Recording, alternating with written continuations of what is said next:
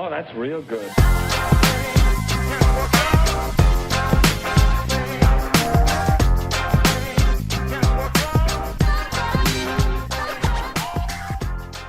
Welcome back to another episode of the 11Eleven podcast. My name is Matthew. I'm Simone. And I'm Donnie. And we are the T10 Collective. And for this season 2 episode, I'm excited to have CAROLYN GRAY on our episode. So for those of you at home who don't know CAROLYN and who don't follow her, I promise you it's going to be worth it because CAROLYN is not only hilarious, she's very inspiring, but there's so much about her journey that I want to be able to go into to learn how you got to be to this point in your career. So CAROLYN, thank you for joining us. Thank you for having me. And so tell us a little bit about, for those at home who don't know CAROLYN GRAY, tell them what it is that you do. Well, I do a lot of things, y'all. So basically, I've lived in New York for almost 20 years at this point. I came here to attend FIT, Fashion Institute of Technology, and just go into my journey of fashion and at any capacity too. Any type of job I can get my hands on, I did. And fast forward to like 2015, I was kind of over fashion. Like I was tired of feeling silenced in the industry and space. It was very whitewashed and I just wasn't feeling that. And I went into wellness and fitness and I oversaw a few Equinox clubs here in New York City. And I was like, oh my God, fitness is my life. I'm so happy in fitness.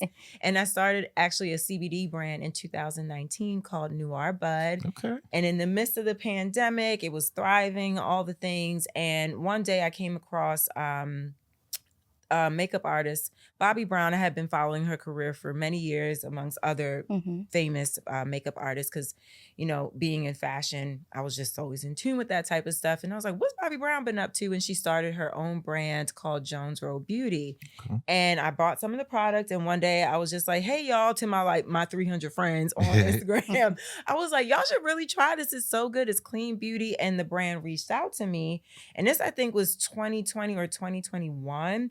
And they were like, we would love to send you some things and try it out and make some video work for us. And Bobbi Brown actually called me on a Sunday afternoon and was like, I would love to pay you for this type of work. We would love to partner up with you. And that was basically my introduction to being a content creator and actually realizing people get paid for this shit. Right. So that's how it kind of all rolled out. In a nutshell. Isn't it crazy that you're now getting paid for this stuff and it feels so organic to you? Yeah, it's fun for me. It really is. And I think that if I'm not creating, I feel weird. Mm. Yeah. Do you have to... Sorry. No, you go ahead. You go ahead, sis. Do you have to prep your mind to get in a space to create, right? Because, you know, so much we go through in life. People are like, oh, I'm going through this. I can't create. And it sounds like creating is an outlet for you. Yeah. Did it naturally become that? No, I think in the beginning it was pretty easy. You know, it was fun. It was captivating. Like, you know, I was working with brands that I'm like, oh my God, I'm so inspired, right?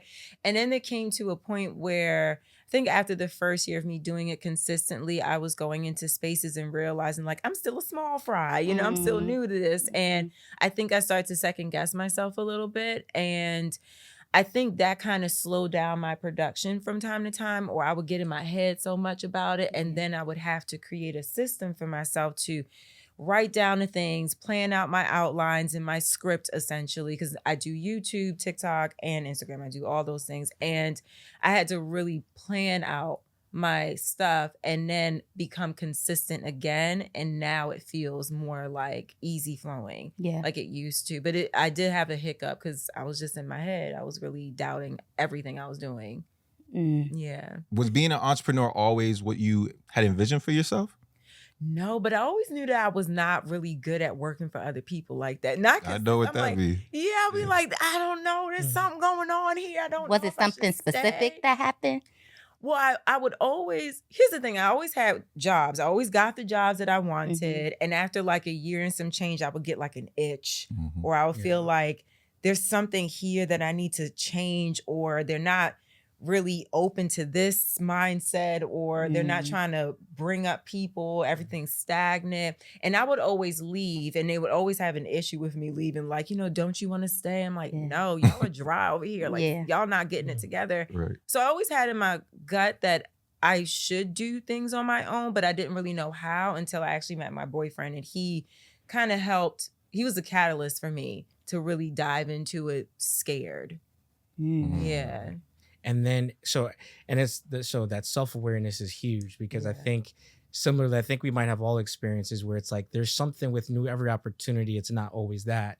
So for you, how did that self-awareness in that moment translate into the launch of the brand? And then what made you take that ultimate leap of faith? Well, I mean, when it came to my CBD brand, I was working at a wellness company. I was I can't say the name still because I'm, NDA or whatever. But I was working for this company I built out, and I was starting the CBD brand while I was there and testing it on the clients and like the trainers and stuff like that. And I knew I had something golden. And they actually had to let me go and make it seem like it was a budget cut, but it really wasn't. They had to let me go for me to really be okay to try completely. I had been trying while I was there, but it wasn't until I started to notice that these people were pushing me out on purpose after I, led the groundwork for them, built the foundation for them. And that was kind of like my push. And when it came to content creation, it was really just Bobby Brown saying like, you are good at this stuff. Like, we want you to do this. And that kind of pushed me. And I said, okay, I'm willing and I'm open. I've always been open to figuring out what the lesson is in something. And because I've always felt like I'm searching for something that makes me feel good about me. And I know I'm looking for it in whatever sign I get, whatever God wants me to do, I'm just going to try it. I'm going to just work through it. Nice. Yeah. Something about your content that I think shines through is that authenticity piece. And even in looking at Noir Bud, you have a quote on your website that says, "The product alone is undeniably golden, but I wanted this brand to be unapologetically bold and Black like me." What made you throw that out there? Because I love that. And it's like, look, I'm here. The whole chest. I mean, when I went into the CBD space, it was a lot of white-owned companies. And for me, what stood out were a few things.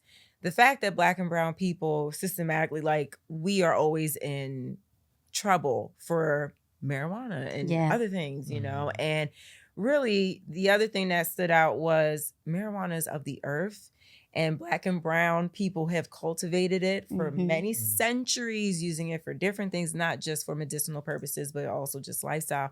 And I was like, the fact that there's so many white faces in this space, I kind of have an attitude about that. So I chose the name Noir Bud as Black Bud, and saying things Black and bold, and the colorway being Black and gold. It just, to me, it felt like it resonated the most, and that's how it should be. And that's why I said that. I love that. I'm like, we up in here. And we here to stay. And our and I wanted the packaging to be really beautiful too, because a lot of what I was seeing on the market, like, I was like, this is kind of, that's how y'all take y'all stuff. Y'all want a little bougie. Little janky. Right. Exactly. So I had to take it up a notch and let them know like who we are. Yeah. And a lot of it sounds like, was you seeing that there was this gap in the space that you could fill. There was a clear need for it, but being able to do so. Was that something that you knew right away you were going to do by yourself? Or did you, like, what was partnership, if at all, a part of you building that out and really being able to make it a thing? I wasn't closed off to partnership, but I could see, having conversations with some of my white counterparts, that they didn't believe in me doing it. Actually, they were like, so, like, how are you going to do this? Like, you're a mom and pop brand. I'm like, you know what? Mom and pop. You know what? I'm a mom and pop my ass through this thing. Because I was so offended by that. I was just like, you know what? Yeah, I'm going to do this by myself, actually. So, I created an S Corp. I did all the things. I learned the hard way about having a CBD brand online and what it takes. I actually had my website taken down at one point by Stripe because they don't deal with brands that are in that space. So that was like kind of, that rocked my world. And that was February of 2020. So by March of 2020, I was able to get back on the horse with Shopify, did all the things I needed to do. And I was out. It was on from there. And it did really well, especially during lockdown. Yeah. And then So you mentioned some of the things you had to learn along the way of Yeah. launching the brand. For you, what did you learn most about yourself in these experiences? And then for you, it sounds like you had to go through a routine. So like what helped you kind of identify the routine you needed to be able to successfully do these two things? Yeah. I learned that even though I'm scared and I'm crying, I'm going to do it. Mhm. I'm going to do it, and I'm just Mhm. going to figure it out, and I'm just going to pray on it. I'm going to do it. Like, I've cried through a lot of my lessons in business and in content creation too. And when it came to being like having a system, that is really difficult when you go from a world of like corporate America 9 to 5 and having someone to report to, or you have deliverables for that particular role, and then going to a space where like you wake up at 9 a.m. like, so it's just me and me, huh? Right. Yeah. Oh shit, what I gotta do today? And it's Right. like sometimes, you know, you can get lost in just that alone, knowing that you plan your schedule and like, I don't have to do shit today, you know. And then other Yeah. times you're like, oh my God, my business bank account is at 0. Right. Yeah, I need to that's figure this real. out so fast, Yeah. right? So I think I learned quickly I had to have a schedule, and every day had to have a certain focus. And now I clock myself out around 6 or 7 p.m. And now I do all of my work during the week so I can actually rest on the weekends, because burnout is real. Yeah. But I had to really legitimately create a full calendar schedule for myself. Otherwise, it wouldn't work. How long did it take you to get to that point? About 2 years. Okay, because how long has your been 6 years for your bud? Yeah. It took me. So with Noir Bud, it was actually different because the orders were coming through. I had to get up. I had to process orders. I had to make the content for the brand. I had to make marketing emails. Like the business called upon me. I answered to the business flow. That was not a question. Like I would every day like clockwork. And by 10 p.m., I would actually be at the post office dropping off all the orders. So like I had to answer to the flow of the business. When it comes to being a content creator, I have to create my schedule, and it took 2 years to do that. Noir Bud, immediately I was on schedule. Yeah. When did you feel like with the Noir Bud that you got that validation of not only the people that you were trying to prove wrong that you could do it, but that, okay, I'm on the right path and this can actually be scalable? Yeah. If at all, have you even gotten to that point yet? I feel like no, I haven't gotten to a point where I feel it's scalable. I think this year I'm determined to get it to that point because I see new things for it. And also like partnership and even selling some portion of the business too. But I think I feel like I have been validated as far as what the product can do for people because of the 50% of customers are returning customers. And also just different media outlets highlighting the brand, everything from Shape to Martha Stewart to Beyonce.com when she was doing that for different brands. So it's like, those were the moments where I was like, yeah, my brand baby's good. Yeah, boy, good. You know what I mean? So those were the moments that validated me, but I still feel that I'm not there when it comes to being able to scale my business the way that I see it. I feel like I need another 6 months. Full. Do you think that's something that you need? Because I think inherently as entrepreneurs, there's something that is at the mountaintop for us. And it doesn't have to be the end all be all, but there's something, whether it is that external validation, whether it's that a number, this thing that for you, you're like, all right, when I get there, I'll know that this is it. Well, this is the thing. I've decided that if I can't get my business to a level that is good for me, like standard, like I want to kind of rebrand it a bit. I want it to be in more stores. Like I want more wholesale partners, and I have a certain number and a certain image in mind. And if I cannot do that by the end of the year, I'm going to let it go. And the reason is because like, I don't want to bang myself over the head over it and not being able to make it scalable. Like I feel that I've learned a lot. It's a really great brand. It deserves the most. So I'm going to give it my last amount of effort. If not, I will go full time only with content creation and what's entailed in that space for me. But I've decided, I'm okay with letting it go. I'm okay with selling it. I really am. But I want to see what I can do with it myself first, all the way through. Yeah. And I think sometimes internally those deadlines and goals are important because it gives you perspective and can get you to that point. Yeah. But I'm interested with you too is like how have you gone about cultivating community? Because from looking at your story, there's so much community that plays a role in the content creation, but also the brand itself. So for you, like, what are some things that you've used or tactics you've had to kind of build that community and that following for your the different things that you do? I think building community starts with just relating and like being really vulnerable and sharing like what you're going through as a human being. Like when it comes to content, I think how I relate to my community is just we have fun. We like to have a good time. Sometimes shit just don't work and we have to be honest about it. And like I feel that I just have a flair of comedy that I like to live life through that lens where there's always a silver lining. There's always going to be something funny about it. Black people, we can't take shit serious anyway. So everything is a joke. Yeah, we're going to find a joke. So I think that's how I relate to my community as far as like my personal brand is concerned. But when it comes to the CBD brand, I think that sharing different pains or informing people on what it can actually do for you and just remaining human the whole time. I think that's been the way that I've always connected to community and build community, and also finding out why people might be interested in CBD or, I've had a lot of clients say, I'm going through chemo and this helped me with the nausea or just feeling sane through it all, or whether it's a fitness professional, like I have aches and pains all the damn time and this helped me get through it always, it helps me with my recovery. So finding what people really are going through on a day-to-day struggle and saying like, first of all, it's okay. Like there's nothing wrong with you for having to go through this. And here's something that can help solve the problem. And actually just like sharing their story too. Like, this is one of my clients. This is what they're going through. I went through it too. I have arthritis too. So I think it's just being super vulnerable about what you're going through as a human being and saying it's okay. Like we're in this together.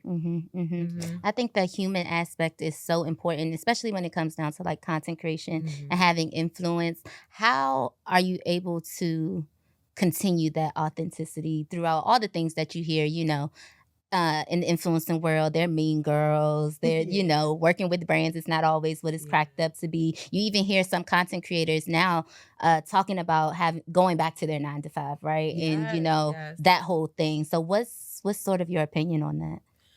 Well, I think the content creation space is a very interesting space, but it's very similar to what I experienced in fashion, honestly, with like people maybe not treating you at your worth. Like treating you less than. Like a brand hit me up this morning talking about they want me to adjust their products for 30 days, check in on day 0, day 15, day 30, post about the content within 2 weeks of me receiving the content, which is really not truthful because it's not 30 days of using their product for $250. Nah. Right?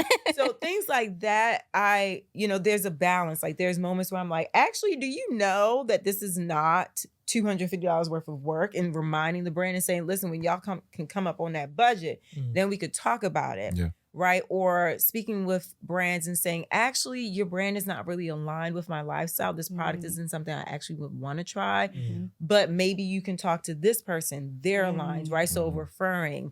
And then there's also a place where I feel like I'm always at like a humble space in my mind where I'm not that big, like I'm just me. And I think staying grounded in it all is very important because this internet shit can really get your head big. And then you knock yourself on a lower level by accident, by not paying attention. I think I'm always reminded that I am God's child, number one. Number two, I'm not going to do things that don't align with my day-to-day and lifestyle. And that's why there's certain brands I just don't work with, and I'll let them know up front, like, this is not my style. And also just understanding, like, when I do think something's aligned with me and they're not going to pay me my worth, I'm going to let them know I'm not doing it because you're not paying me my worth. Let me know when you're ready to have that conversation. So I'm very honest with brands.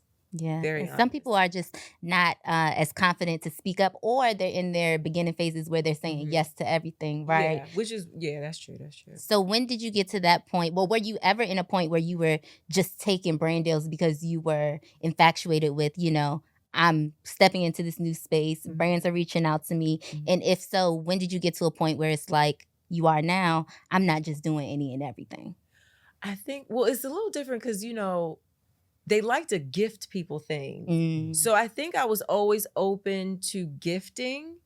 And then after a certain point, like they start asking, like, there's no what's it called? What's the word they say? No obligation to post. But if you want, can you post on TikTok? And I'm just like, you sent me about 3-4 different things. Not all of them work for me. Some of them do. And I have highlighted them when I really feel it's connected.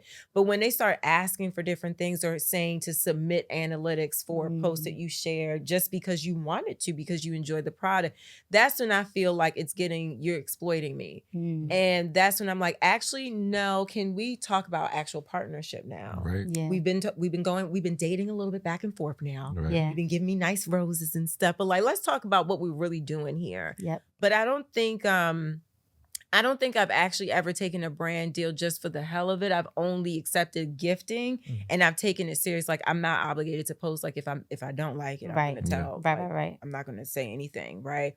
But when it comes to me liking a brand and they're gifting me things and they're continuously asking me to share stuff and all that stuff, then I'm like, we have to pump the brakes a little bit. Like, y'all know I like you, but like not that much. Yeah. Slow down. Don't try to exploit me. Yeah. And I think something also that I'm hearing through what you're saying is a lot of this is you being able to make these definitive statements for yourself. And as you're now in the space where now it's becoming so saturated, but you're still able to, like Simone said, maintain your level of authenticity. And I think that's what helps you stay rooted in your brand and people respond to that. But are you seeing that in terms of building that community, that because it's such a saturated space, that now being a Black woman creator, that now you have more of a voice that you can be able to speak to and help other people to come up in the space? Yeah, it's funny you brought that up because recently, like in the last year, people have been asking me like, I want to do this too. I want to learn more. And I was coaching one-on-one. And then I decided to open it up more and actually more cost effective for people than doing a one-on-one session with me. I have a YouTube membership now where there's a focus every month where we're talking about content creation, how to grow within the space, how to navigate it, how to rate yourself, how to create media kits. So I do have these conversations on the back end with people that are really interested.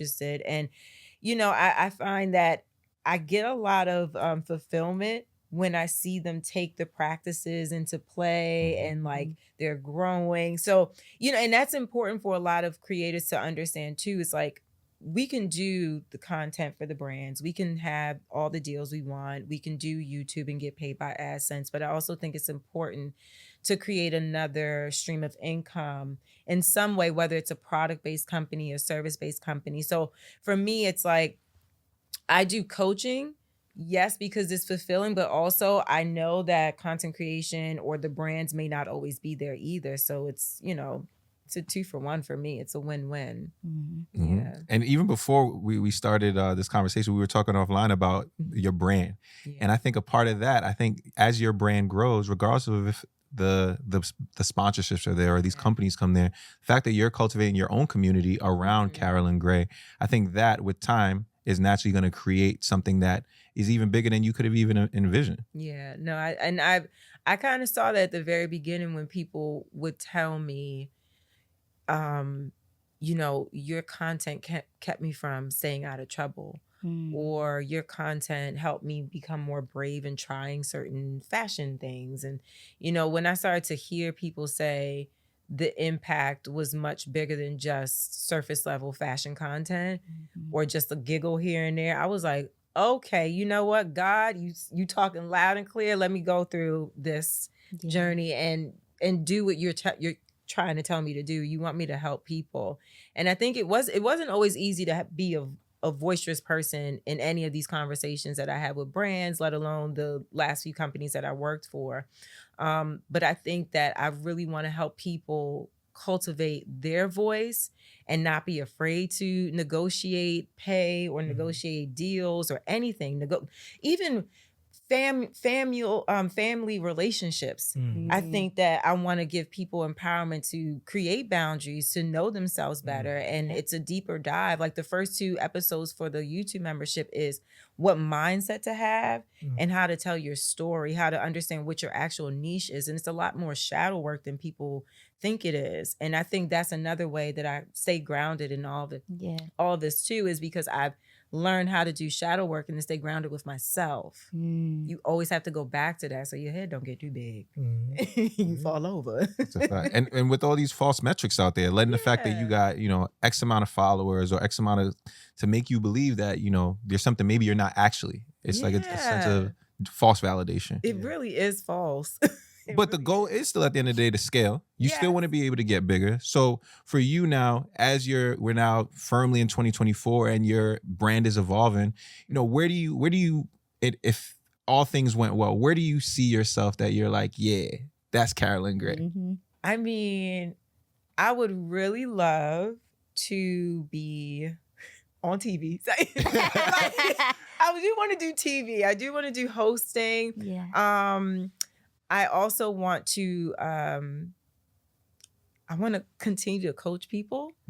I love speaking on panels. I love traveling. So it's like, I just want to see the people. I want to get to know them. I want to know what's going on, what's people's hardships, because we live in our own bubble. Like I have my own hardships, but like, I want to understand other people's as well.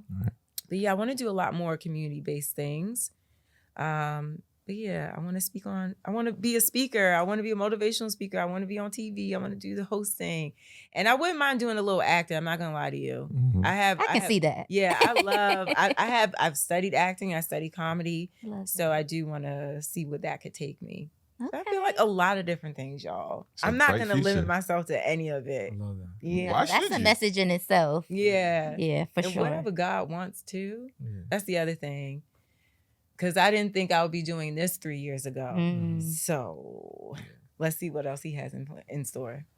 Love that. Well, Carolyn, you are really an inspiration. And I think that keep doing what you're doing. You are inspiring the masses.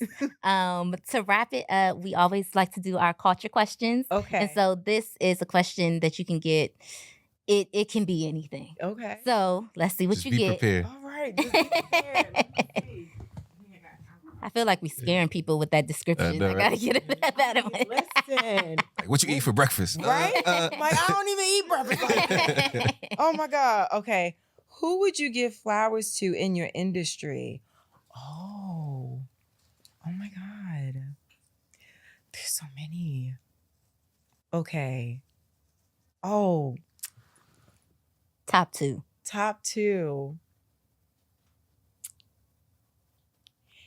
In my industry, damn, this is deep. Cause there's a lot of folks. Really, I would give my flowers to this sounds weird, the cookie community. So I call my community cookies. Okay. And I feel that they are filled with so much potential, so much beauty, I'm so in awe whenever I meet anyone in real life that is a part of the, the online community that we've cultivated. And I feel like they deserve flowers. Like they deserve the flowers because I want them to know that they are worth every bit of effort and love and guidance that they want and deserve. I think they inspire me the most to keep going. So for me, it's like I prefer to give them flowers than like any other bigger influencer. Like some bigger influencers definitely deserve my flowers. Like they are the blueprint, but really the cookies, the community, they deserve my flowers. Yeah. Yeah. I want to give flowers to them. I love that. They're I love so that. crazy. They're so good. Oh my God, I love them. I do. But I feel like not only do you make it easy for someone to want to just engage with you, but I think to follow you, especially if they're in your space, I think your authenticity, the fact that you are so willing, even in that answer, like, you know that by pouring into them, it helps you to get where you need to go. And then it just is a cycle that continues. It is very cyclical. I don't know. I'll read a comment and I'm like, yeah, like, that's what we're here for. Like, that's what we're doing the things for. Like, I'm glad you tried that, you know, or like, I'm glad that you came through, whatever the case is, whatever they tell me, you know, it's a lot of positive energy. And I feel like for them to pour into me or into any other creator that they appreciate and love, I think they deserve their flowers just for being a great support system and just stars.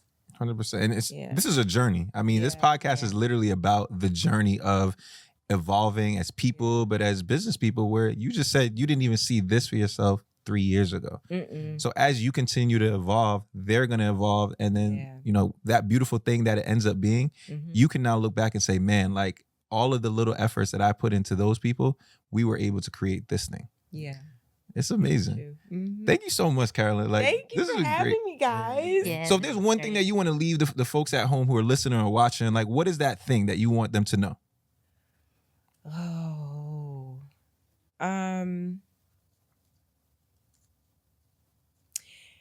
If you hear like a little sound in yourself, like your intuition is buzzing, or like you feel like something isn't right or something is really good, listen to it. Listen to it. I think in all of my like adult life and paying attention to intuition or the North Star or God's messaging, whatever you want to label it as, I think that one thing that has kept me safe and on the right path is listening to that and understanding like there's something about this feeling that I have and I'm going to go with it, whether it was staying with a particular job or leaving a friendship or starting a brand. It was always a little seed that I was hearing that let me understand there's a road to success ahead if I listen to this. So always listen to that little voice. I love that. I love that. We can't even say it any better than that. Oh. But Carolyn, thank you so much again for joining us on this episode. I learned so much about you, but an inspiration is not even putting it in half. Oh, thank you. So thank you again. But that is another episode of the 1111 podcast. We hope you enjoyed it as much as we enjoyed talking to Carolyn, and we'll see you back again for the next episode. Peace. Oh, yay. 11. Right? 11. I love that.